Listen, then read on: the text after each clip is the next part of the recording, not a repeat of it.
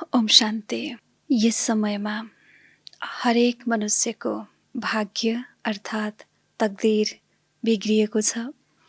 त्यसैले सबै दुखी छन्, पतित छन् र पतित पावन बाबा अर्थात् तकदीरलाई बनाउनेवाला बाबा यही समयमा नै आउनुभएको छ। तिनै तकदीर बिग्रिएका आत्माहरूको भाग्य र तकदीर जगाउनको लागि त्यसको लागि बाबाले धेरै धेरै युक्तिहरू बताउनु भएको छ। कसरी हामी हाम्रो बिग्रिएको भाग्यलाई, बिग्रिएको तकदीरलाई बनाउन सक्छौँ त। आजको प्यारे बाबाको महावाणी रहेको छ 2079 असोज 14 गते शुक्रबार, तदनुसार 30/9/2022। हामी सुन्नेछौँ अगाडि बाबाको मधुर मधुर महावाणी। बताउनुहुन्छ बाबा सारमा, मिठे बच्चे, यस समयमा सबैको तकदीर बिग्रिएको छ किनकि सबै पतित छन्। तिमीले अब श्रीमतमा सबैको तकदीर जगाउनु छ, पावन बन्ने युक्ति बताउनु छ। मिठे बच्चे, यस समयमा सबैको तकदीर बिग्रिएको छ किनकि सबै पतित छन्। तिमीले अब श्रीमतमा सबैको तकदीर जगाउनु छ, पावन बन्ने युक्ति बताउनु छ। प्रश्न आजको, सबैभन्दा खराब चलन कुन चाहिँ हो जसबाट धेरै नोक्सान हुन्छ? उत्तर, एक अर्कालाई गाली गर्नु अथवा कडा शब्द बोलेर दिल दुखाउनु। यो हो सबैभन्दा खराब चलन। यसबाट धेरै नोक्सान हुन्छ। तिमी बच्चाहरू अब रूप बसन्त बन्नु छ, राम्रो चालचलन धारण गर्नु छ। तिम्रो मुखबाट सदा अविनाशी ज्ञान रत्न निस्कनु पर्छ। आत्मालाई पनि यादबाट रूपवान बनाउनु छ र बाबाले जुन ज्ञान रत्न दिनुहुन्छ त्यसको दान गर्नु छ। धेरै मिठो बोली बोल्नु छ, कडा शब्द बोल्नेसँग किनारा हुनु छ। सबैभन्दा खराब चलन कुन चाहिँ हो जसबाट चाहिँ धेरै नोक्सान हुन्छ त? बाबा भन्नुहुन्छ, एक अर्कालाई गाली दिनु, कडा शब्द बोलेर दिल दुखाउनु, यो सबैभन्दा खराब चलन हो। यसबाट नै सबैको नोक्सान हुन्छ। अब हामी बच्चाहरू नै रूप बसन्त बन्नु छ, राम्रो चलन धारण गर्नु छ। मुखबाट सदा अविनाशी ज्ञान रत्न निस्कनु छ। आत्मालाई पनि यादबाट पावन बनाउनु छ। बाबाले जुन ज्ञान दिनुभएको छ दान गर्नु छ। धेरै मिठो बोली बोल्नु छ, कडा बोल्नेसँग किनारा हुनुपर्छ। यसरी बाबा बताउनुहुन्छ यिनै खराब चलन हुन् जसबाट हाम्रो धेरै धेरै नोक्सान हुन्छ। गीत छ आजको, भोलेनाथ से निराला कोई और नहीं, ऐसे बिगड़ी को बनाने वाला कोई और नहीं। ओम शान्ति। बाबा सदैव भोला हुनुहुन्छ। एक हुन्छन् हदको पिता, अर्का हुनुहुन्छ बेहदको पिता। पिता त हुन्छन् नै एक लौकिक र अर्का पारलौकिक। लौकिक पितालाई त सबैले जान्दछन् नै। तिमी ब्राह्मणले लौकिक पिता र पारलौकिक पिता दुवैलाई जान्दछौ। लौकिक पिता पनि भोला नै हुन्छन्। बच्चा पैदा गरेर उनीहरूको सम्हाल गरेर मेहनत गरेर फेरि सबै बच्चाहरूलाई नै दिन्छन्। लौकिक पिताले यति मेहनत गर्नुहुन्छ बच्चाहरूको लागि, सम्हाल गर्ने, मेहनत गर्ने र सबै फेरि बदलामा अन्त्यमा बच्चाहरूलाई नै सुम्पिदिने। झुटो बोलेर कमाउँछन्। पछि छोरा नातिको लागि होस्, पिताको बच्चाहरूमा धेरै प्यार हुन्छ। सानैमा नै बच्चाले बाबा बाबा भन्न थाल्छ। बाबुल पिता शब्द धेरै मिठो छ। अहिले तिमी बच्चाहरूले बेहदको बाबालाई पनि चिन्यौ। बेहदको बाबाले त कमाल गर्नुभएको छ। कति बेहदको नलेज सुनाउनुहुन्छ। लौकिक बाबाले त सम्झाउन सक्दैनन्, बरु धन आदि दिन्छन्, तर बिग्रेकोलाई त उनले बनाउन सक्दैनन्। भएको धन सम्पत्ति दिन सक्नुहुन्छ, पढाइ पढाउन सक्नुहुन्छ, तर जो बिग्रेको आत्मा छ पतितलाई पावन बनाउने क्षमता लौकिक पितामा त हुँदैन। त्यसैले बाबा बताउनुहुन्छ आज बिग्रिएकोलाई बनाउनेवाला भगवान भोलानाथ नै हुनुहुन्छ। उहाँ कल्प कल्प सबैको बिग्रेकोलाई बनाउनेवाला, सर्वलाई गति सद्गति दिनेवाला हुनुहुन्छ। लौकिक बाबा टिचर गुरुले हामीलाई बेहदको मालिक बनाउन सक्नुहुन्न। बेहद बाबालाई जान्नु र रचनाको आदि मध्य अन्तलाई जान्नु यो अरू कसैले जान्दैनन्। तिमीहरूमा पनि नम्बरवार पुरुषार्थ अनुसार बच्चाहरूको बुद्धिमा छ यो बेहदको चक्र कसरी घुम्छ। बच्चाहरूलाई थाहा छ यो बनी बनाऊ ड्रामा हो। उहाँले हामीलाई पुरुषार्थ गराउनुहुन्छ, हामीले पुरुषार्थ अवश्य गर्छौँ। कल्प कल्प जसरी श्रीमतमा पुरुषार्थ गरेका थियौँ त्यसरी हरेकले गरिरहेका छन् आफ्नो बिग्रेकोलाई बनाउन। देख्छन् बहिनी र भाइहरू सबै बिग्रेकोलाई बनाउने पुरुषार्थमा लागिरहेका छन्। यहाँ रहनेले पुकार्छन् पनि, हे बिग्रेको बनाउनेवाला, हे पतित पावन आऊ। यसरी हरेकले आफ्नो पितालाई बोलाए बनाउनको लागि कि हे बाबा, हे पतित पावन बाबा आउनुहोस् भनेर। रावणले बिगारेको छ जसबाट नै धर्मभ्रष्ट कर्मभ्रष्ट बनेका छन्। अहिले तिमी बच्चाहरूले यो कुरा सबै बाबाद्वारा जानेका छौ। मनुष्य सृष्टि जसको नाम कल्पवृक्ष छ यो धेरै नामीग्रामी छ, जसको रहस्य पनि बुद्धिमा बसेको छ। मनुष्यहरूले जब तिम्रो चित्र देख्छन् अनि भन्छन् यो त कल्पना हो जुन 5000 वर्षको कल्पवृक्ष बनाइएको छ, हामीले त यसमाथि धेरै राम्रोसँग सम्झाउँछौँ। कल्पवृक्ष जसलाई बरको रुखका साथ पनि तुलना गर्छन्। जो विशाल बरको रुख छ यो रुखसँग कल्पवृक्षलाई पनि तुलना गरिएको छ, किनकि हामीले त यसमाथि धेरै राम्रोसँग सम्झाउँछौँ। सम्झाइन्छ आदि सनातन देवी देवता धर्म थियो, अहिले त्यो प्राय लोप छ।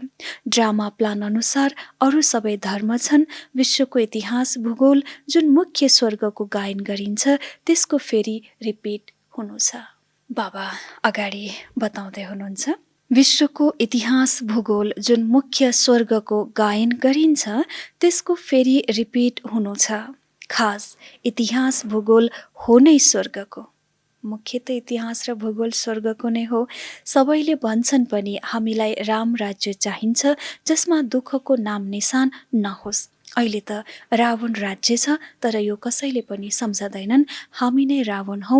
यी कुरा तिमी बच्चाहरूको बुद्धिमा छ। मनुष्यहरूलाई त केही पनि थाहा छैन बिग्रेकोलाई बनाउनेवाला कसरी आउनुहुन्छ, कसरी बिग्रेकोलाई बनाउनुहुन्छ। पतितलाई भनिन्छ बिग्रेको। हाम्रो बुद्धि अथवा तकदिर कसरी बिग्रेको थियो यो अहिले तिम्रो बुद्धिमा छ। उनीहरूको रसम रिवाज नै रावणको छ, तिम्रो रसम रिवाज छ रामको। हाम्रो रसम रिवाज चालचलन सबै रामको, संसारको रसम रिवाज सबै छ रावणको। राम कुनै ती त्रेतावाला हैनन्, उनले गीता सुनाएका थिएनन्। आजकल बेलायतमा पनि रामायण आदि सुनाउँछन्। कोही कोही त गेरु कफनी पहिरिएर कुटीमा गएर बस्छन्। अब तिमी बच्चाहरूलाई कुनै कुटी आदिमा रहनु छैन। कुटीहरूमा कहिले पाठशाला हुन्छ र? बस्ने कुटीमा पाठशाला हुँदैन। यहाँ त फकिरहरू रहन्छन्। तिम्रो त पढाइ हो, तर यो हो नयाँ गभर्मेन्ट, त्यसैले कसैले बुझ्न सक्दैन तिमीहरू को हौ। एक मन्त्रीलाई सम्झायो भने अर्कोले भन्छ तिमी बुद्धु हौ। यो हो बिल्कुलै नयाँ कुरा। यति नयाँ कुरा बाबाले बताउनु भएको छ, यदि कसैलाई हामीले बताउँछौँ भने पनि भनिदिन्छन् बुद्धु हो। यस्तो नयाँ ज्ञान, बिल्कुल नयाँ ज्ञान प्यारी बाबा हामीलाई दिइरहनु भएको छ। बाबा सम्झाइराख्नुहुन्छ, करेक्सन पनि गर्दै जाऊ। ब्रह्मकुमार कुमारीहरूको अगाडि प्रजापिता ब्रह्मा अवश्य लेख्नुपर्छ। प्रजापिता भन्नाले बाबा सिद्ध हुन जान्छ। हामीले प्रश्न नै सोध्छौँ, प्रजापिता ब्रह्मासँग के सम्बन्ध छ? किनकि ब्रह्मा नाम त धेरैको हुन्छ, कुनै फिमेलको नाम पनि ब्रह्मा छ, प्रजापिता नाम त कसैको हुँदैन। त्यसैले प्रजापिता शब्द धेरै आवश्यक छ। प्रजापिता आदिदेव भनिन्छ, तर आदिदेवको अर्थ जान्दैनन्। प्रजापिता त अवश्य यहाँ नै हुनुपर्छ नि। आदिदेव फेरि ती ब्रह्मा सूक्ष्म हुन जान्छन्। आदि अर्थात् सुरुको। प्रजापिता ब्रह्मा कि फेरि पुत्री हुन् सरस्वती। सूक्ष्म वतनमा ती पुत्री हुन सक्दैन। रचयिता त यहाँ हुनुहुन्छ नि। यी गहन कुरालाई विशाल बुद्धिवालाले नै धारण गर्न सक्छ। धारणाको साथै चालचलन पनि चाहिन्छ। जो कसैले पनि देखेर खुसी होस्। तिम्रो बोली जुन निस्किन्छ त्यसलाई रत्न भनिन्छ। बाबा रूप बसन्त हुनुहुन्छ, आत्मालाई रूपवान बनाउनुहुन्छ। अहिले त आत्मा कालो कुरूप छ, त्यसलाई योगबाट रूपवान बनाउनु छ। यस्तो कालो भएको छ आत्मा, यसलाई बाबाको याद र योगबाट नै रूपवान सुन्दर बनाउनु छ। अगाडि बताउनुहुन्छ बाबा, तिमी बच्चाहरू अब रूप बसन्त बन्छौ। मुखबाट सदैव अविनाशी ज्ञान रत्न निस्कन्छन्। बच्चाहरूको चालचलन धेरै मिठो हुनुपर्छ। मुखबाट सदा रत्न नै निस्किनुपर्छ। धेरै छन् जसले कटु शब्द नै बोल्छन्। बाबा ज्ञान रत्न दिनुहुन्छ, तिमी बच्चाहरूको पनि यही धन्दा होस्। एक अर्कालाई कटु वचन बोल्नु यो त धेरै खराब चाल हो। त्यस्ताले आफ्नै नोक्सान गर्छन्। बाबा हुनुहुन्छ ज्ञानको सागर, उहाँको रूप पनि सम्झाइएको छ, कति सूक्ष्म छ। उनीहरूले त लिङ्ग भनिदिन्छन्, पहिला त बाबाको परिचय दिनु छ। बरु उनीहरूले ज्योतिर्लिङ्गम नै सम्झुन्, महीन कुरा पछि सम्झाउनु पर्छ। फेरि सोध्नु छ आत्माको रूप के हो। यो त सबैले भन्छन् भ्रिकुटीको बीचमा चम्कन्छ, अवश्य सानो नै हुन्छ। ठुलो लिङ्ग त यहाँ बस्न पनि सक्दैन। पहिला त बाबा र बच्चाहरूको सम्बन्ध बुद्धिमा बसाउनु पर्छ। यादभन्दा पहिला भगवानको याद गर भन्नुभन्दा पहिला भगवानसँग हाम्रो के नाता छ, के सम्बन्ध छ, यसको बारेमा बुद्धिमा पहिला बसाउनु पर्छ। तब मात्रै फेरि अरू कुराहरू सम्झाउने बताउनुहुन्छ बाबा। उहाँ त हुनुहुन्छ बेहदको बाबा, अनि ब्रह्म कहाँबाट आउँछन्? बाबा आएर यिनलाई एडप्ट गर्नुहुन्छ, अर्थात् यिनमा प्रवेश गर्नुहुन्छ। तिम्रो एडप्सन अलग छ, यिनको अलग छ। बाबा यिनमा प्रवेश गर्नुहुन्छ। बाबा भन्नुहुन्छ यिनी मेरी स्त्री हुन्, मैले एडप्ट गरेको हुँ। म यिनमा प्रवेश भएर भन्छु तिमी हाम्रो मुख वंशावली हौ। मैले तिमीहरूलाई ब्रह्मा मुखबाट रचेको हो। मेरो त आफ्नो मुख नै छैन। शिवले कसरी भन्नुहुन्छ मेरो मुख वंशावली कति राम्रोसँग सम्झाइन्छ।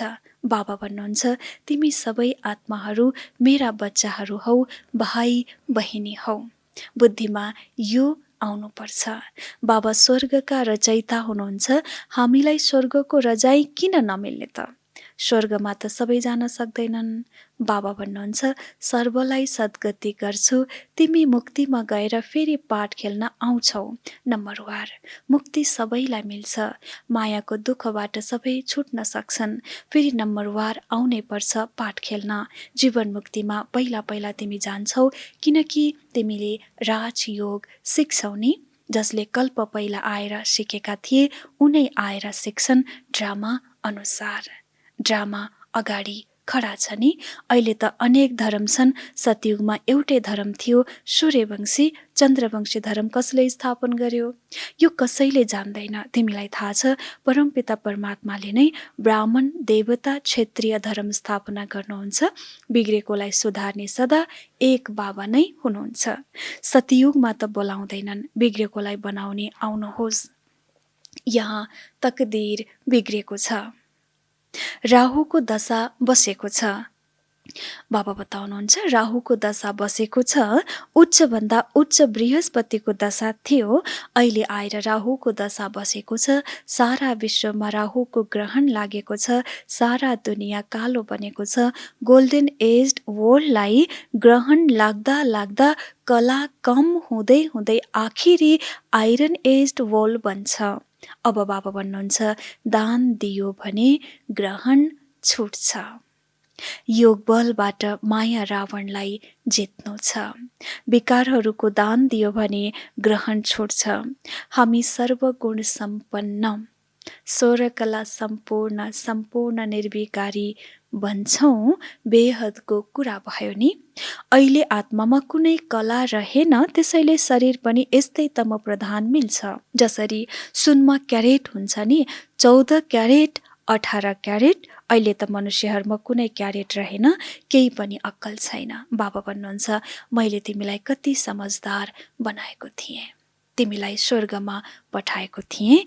फेरि तिमी 84 जन्म लिँदा लिँदा के बन्न पुग्यौ? अनेक पटक यो चक्कर लगाएका छौ, कल्प कल्प राज्य लिन्छौ, फेरि गुमाउँछौ। पुनर्जन्म लिएपछि वृद्धि त सबैको भइरहन्छ। बच्चाहरूको बुद्धिमा धेरै नशा चढ्नुपर्छ। अब राजधानी स्थापना भइरहेको छ, फुलहरूको बगैँचा स्थापना हुन्छ सङ्गममा। सङ्गममा तिमी ब्राह्मणहरूले नै जान्दछौ, यहाँ तिमी बच्चाहरूलाई रत्न मिल्छ। फेरि बाहिर गएपछि कटु वचन बोल्न लाग्छन्, मायाले घाइते बनाइदिन्छ, उसलाई भनिन्छ पाप आत्मा। बाबा भन्नुहुन्छ अविनाशी ज्ञान रत्नहरूको दान गर। एक अर्कोलाई तिमीले कटु वचन बोल्दा बोल्दा एकदम पत्थर बुद्धि बन्न पुग्यौ। ग्लानी गर्दा गर्दा कटु वचन बोल्दा बोल्दा हाम्रो बुद्धि नै पत्थरको जस्तो भयो। अब तिम्रो बुद्धि फलामबाट सुन जस्तो बनिरहेको छ। फेरि तिमीले कटु वचन किन बोल्छौ? यदि कसैले उल्टो कुरा सुनाए भने सम्झ यो हाम्रो दुश्मन हो। यस्ताको सङ्गत कहिले नगर्नु, नसुन्नु। निन्दा आदि एक अर्काको त धेरै सुनाउँछन्। कसै कसैमा निन्दा गर्ने बानी हुन्छ, उसले कहिल्यै राम्रो कुरा सुनाउँदैन जसबाट कल्याण होस्। बाबाले सदैव सम्झाउनुहुन्छ ज्ञान रत्न दान गर्दै राख। बाबा जे सुनाउनुहुन्छ त्यो अरूलाई सुनाऊ। सेवाको फल त बच्चाहरूलाई मिल्नु नै छ। आफैले आफ्नो कल्याण गर्नु छ, कसैको ग्लानी गर्नु छैन। तिमी बच्चाहरूमाथि ठुलो जिम्मेवारी छ। बाबा काँडाबाट फुल बनाउन आउनु भएको छ, त बच्चाहरूको पनि यही धन्दा होस्। बाबा यो धन्दा सिकाउनुहुन्छ। यो मनुष्यलाई देवता काँडालाई फुल बनाउने कारखाना भयो नि। यस्तो कारखाना हो जहाँ मनुष्यबाट देवता र काँडाबाट फुल बनिन्छ। बच्चाहरूको पनि यस्तै धन्दा हो। तिम्रो ज्ञान मटेरियल हो जसबाट तिमी मनुष्यबाट देवता बन्छौ। यो कला सिक्नुपर्छ। यो कला बाबाले सङ्गममा नै हामीलाई सिकाउनुहुन्छ। बिग्रेकोलाई बनाउँदै राख। जो जति बिग्रेका छन् बनाउँदै जाऊ। पत्थर बुद्धिलाई पारस बुद्धि बनाऊ। यो तिम्रो गर्ली मिसनरी हो। जसरी क्रिस्चियनको मिसन हुन्छ, उनीहरूको आफ्नै सङ्गठन छ, उनीहरूले अरूलाई क्रिस्चियन बनाउँछन्। तिम्रो ईश्वरीय मिसन हो पतितहरूलाई पावन बनाउने। पतित पावन गाउँछन् त अवश्य आएको हुनुपर्छ। मिसनरी जारी गर्नुभयो होला अनि मात्रै पतितबाट पावन बने। रावणको मिसनरी हो पावनलाई पतित बनाउनु, रामको मिसनरी हो पतितलाई पावन बनाउनु। मुख्य हो नै योग। बापदादा जसबाट स्वर्गको बादशाहीको वर्षा मिल्छ, उहाँको याद किन नगर्ने? सारा कल्प त देहधारीको याद गर्यो, अब याद गर्नु छ विदेहीलाई, विचित्रलाई, जसको कुनै चित्र छैन। उहाँलाई आउनु अवश्य पर्छ। भनिन्छ पनि ब्रह्मद्वारा ब्राह्मण देवता क्षेत्रीय धर्मको स्थापना यो सिधा कुरा हो। ब्राह्मणहरूको अरू कुनै छँदै पनि छैन। तिमीलाई थाहा छ शिव बाबा हाम्रो टिचर पनि हुनुहुन्छ, सद्गुरु पनि हुनुहुन्छ। सद्गुरु त एउटै हुनुहुन्छ। ब्रह्माको पनि उहाँ गुरु हुनुभयो। विष्णुको गुरु भनिँदैन। ब्रह्माको गुरु बनेर उनलाई विष्णु देवता बनाइएको छ। शङ्करको पनि गुरु कसरी हुन सक्छ? शङ्कर त पतित नै बन्दैनन्। उनलाई गुरुको के को दरकार छ? ब्रह्माले त 84 जन्म लिन्छन्, विष्णु वा शङ्करको 84 जन्म भनिँदैन। कति राम्रो धारणा गर्ने र गराउने कुरा छन्। जसले धारणा गर्छन् र गराउँछन् उसैले उच्च पद पाउँछ। यति राम्रो गहन भन्दा गहन कुरा। जसले धारणा गर्छन् र अरूलाई पनि गराउँछन् उनी बच्चाले नै अन्त्यमा उच्च पद पाउँछन्। धारणा गर्दैनन् भने पद पनि कम हुन जान्छ। यदि बच्चाहरूमा धारणा हुँदैन भने पद पनि कम हुन जान्छ। अच्छा, मिठे मिठे सिकिलदे बच्चाहरूप्रति मातपिता बाप दादाको याद प्यार एवं गुड मर्निङ। रुहानी बाबाको रुहानी बच्चाहरूलाई नमस्ते। हामी रुहानी बच्चाहरूको पनि रुहानी बाप दादालाई याद प्यार गुड मर्निङ एवं नमस्ते बाबा नमस्ते। सुन्नेछौँ अगाडि धारणाको लागि मुख्य सारमा बाबाले बताउनु भएको छ। नम्बर 1 मा निन्दा गर्नेहरूको सङ्गत कहिले पनि गर्नु छैन। न ग्लानी गर्नु छ न सुन्नु छ। बुद्धिलाई पारस बनाउनको लागि मुखबाट ज्ञान रत्नहरूको दान गर्नु छ। कहिले पनि निन्दा गर्नेको सङ्गत गर्नु हुँदैन, न त ग्लानी नै गर्नु छ न त सुन्नु नै छ। तर बुद्धिलाई पारस बनाउनको लागि मुखबाट सदैव ज्ञान रत्नहरूको नै दान गर्नुपर्छ। 2 नम्बर, ज्ञान मटेरियलबाट मनुष्यलाई देवता, काँडालाई फूल बनाउने सेवा गर्नु छ। ज्ञान नै एउटा यस्तो मटेरियल हो, यस्तो एउटा साधन हो जसले मनुष्यलाई देवता र काँडालाई फूल बनाइदिन्छ। त्यस्तो किसिमको कारखाना बाबाले खोल्नु भएको छ। आफ्नो र सर्वको कल्याण गर्ने धन्दा गर्नु छ। वरदान छ आजको, प्रत्यक्षता र प्रतिज्ञाको ब्यालेन्सद्वारा सबैलाई बाबाको ब्लेसिङ प्राप्त गराउने विजयी रत्न भव। प्रत्यक्षताको नगारा बजाउनको लागि दृढता सम्पन्न प्रतिज्ञा गर। प्रतिज्ञा गर्नु अर्थात् ज्यानको बाजी लगाइदिनु। ज्यान जाओस् तर प्रतिज्ञा जान सक्दैन। दृढ प्रतिज्ञा गर्नेहरू कुनै पनि परिस्थितिमा हार खान सक्दैनन्। उनीहरू गलाको हार अर्थात् विजयी रत्न बन्छन्। त्यसैले जब यस्तो दृढ प्रतिज्ञा गर्छौ तब प्रत्यक्षता हुन्छ। प्रत्यक्षता र प्रतिज्ञा यी दुवैको ब्यालेन्स नै सबै आत्माहरूलाई बाप दादाद्वारा ब्लेसिङ प्राप्त हुने आधार हो। अन्तिम घडी छ। त्यसैले प्रत्यक्षता र प्रतिज्ञाको ब्यालेन्सद्वारा सबैलाई बाबाको ब्लेसिङको अनुभूति गराउने विजयी रत्न भव बाबा वरदानमा दिनुहुन्छ। र प्रत्यक्षताको यो नगारा, यो आवाज बुलन्द पार्नको लागि दृढता सम्पन्न प्रतिज्ञा आफैले गर्नुपर्छ। प्रतिज्ञा गर्नु भनेको ज्यानको बाजी लगाउनु हो। ज्यान जाओस् तर हाम्रो यस्तो प्रतिज्ञा गरौँ, ज्यान जाओस् तर गरेको प्रतिज्ञा, दृढ प्रतिज्ञा खेर नजाओस्।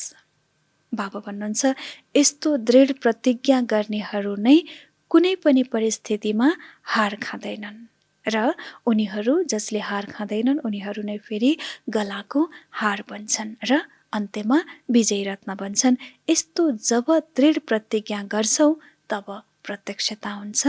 प्रत्यक्षता र प्रतिज्ञा यी दुवैको ब्यालेन्सले, सन्तुलनले नै अन्त्यमा सबै आत्मालाई बाप दादाद्वारा ब्लेसिङ्स मिल्दै रहन्छ।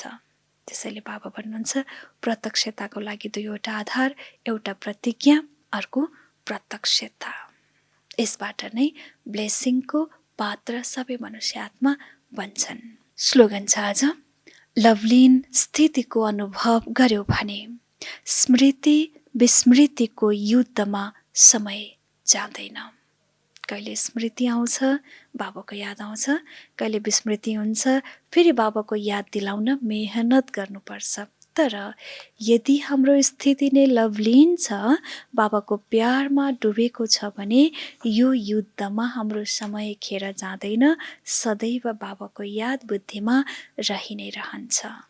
त्यस्तो किसिमको कारखानाबाट प्यारे बाबाले हामी सबैलाई मटेरियल ज्ञान रत्न प्रदान गर्नुभएको छ, दिनुभयो। आज हामी बाबाको विशाल कारखानामा छौँ। बाबाको धन्दा हो पतितलाई पावन बनाउनु, रावणको धन्दा हो पावनलाई फेरि पतित बनाउनु। सङ्गममा जो बाबाले धन्दा अपनाउनु भएको छ, अँगाल्नु भएको छ, बाबाको धन्दामा सहयोगी बन्नु हामी बच्चाहरूको पनि धन्दा हो। सारा दिनभर अन्य आत्मालाई पनि ज्ञान रत्नको दान गर्ने यही धन्दा बाप दादा सँगसँगै हामी सबैजना गर्नेछौँ र सबैलाई प्रत्यक्षता र प्रतिज्ञाद्वारा हरेक आत्मालाई ब्लेसिङको अधिकारी बनाउने यो महान सेवा पनि गर्नेछौँ। ओम शान्ति।